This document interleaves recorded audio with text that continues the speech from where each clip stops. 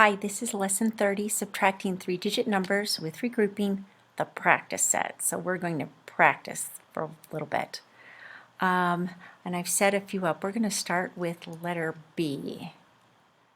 And $4.81 minus $1.81. First off, 1 minus 1. I know how to do that. 0. Yay! 3 minus 8.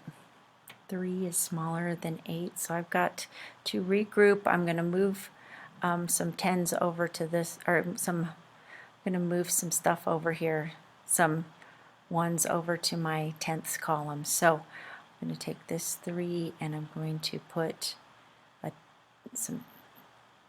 this turns into a 13 minus 8 is 5.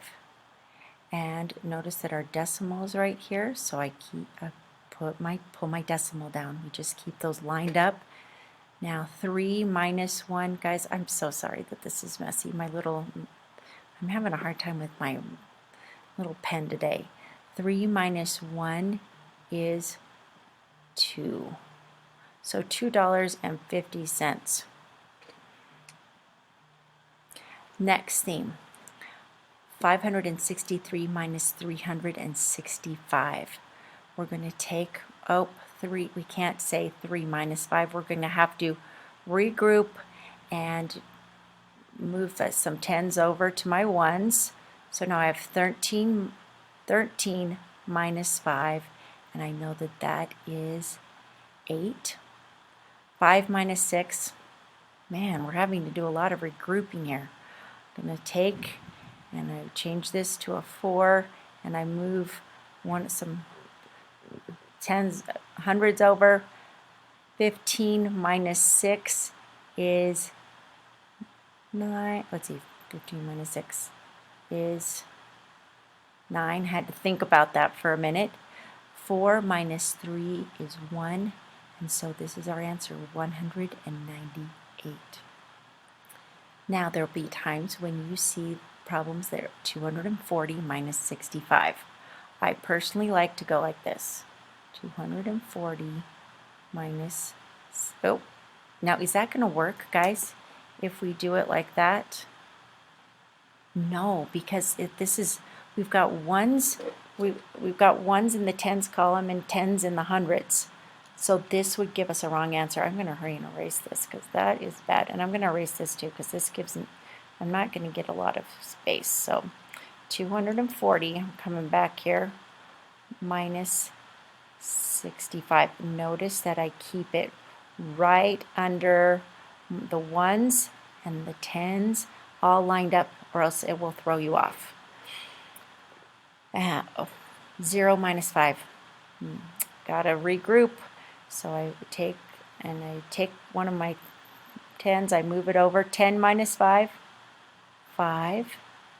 3 minus 6, regrouping again. We take one of the ones and move it over here.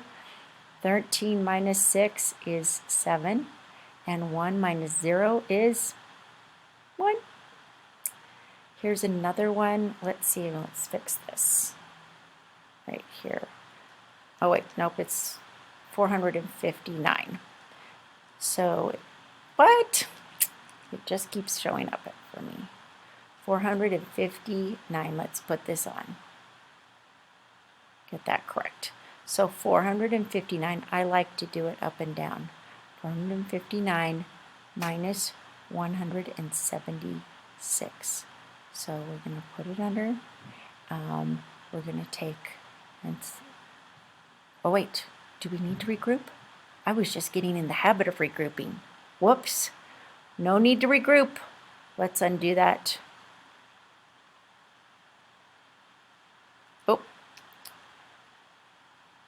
So we're going to write our 5. So 9 minus 6, 3. 5 minus 7. Okay, now we can regroup. Let's take the 3, move a 1 over here. So 15 minus 7 is 8. And then 3 minus 1 is 2. So we get to 283. Guys, you are doing so well. Keep it up. This is putting us through a math workout. So 157 minus 88. And already 7 minus 8. Nope, that's not going to work. We're going to have to go 4. And then we say 17 minus 8 is 9. Oh, 4 minus 8. Once more, not going to work. So we're going to have to take this 1 and move it over here, regroup it over to here. Now we can do it. 14 minus 8 is 6. And finally, guys, this is supposed to be an 8. And it looks like a little blob. So let me erase this because we want it to be clear.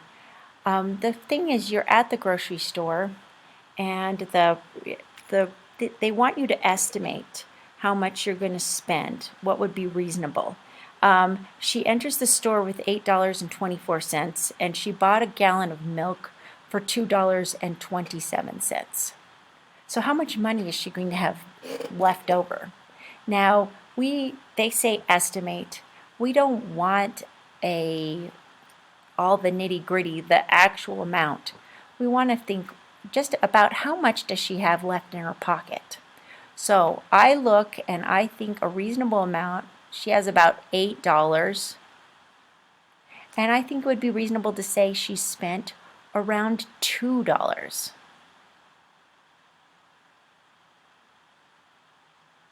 And this gives us $6. So she has a reasonable estimate would be about $6. So you have had a workout, but it's not over yet. I wish you well on the practice, the homework. If you have any questions, please let me know. I hope you have a great day. Take care.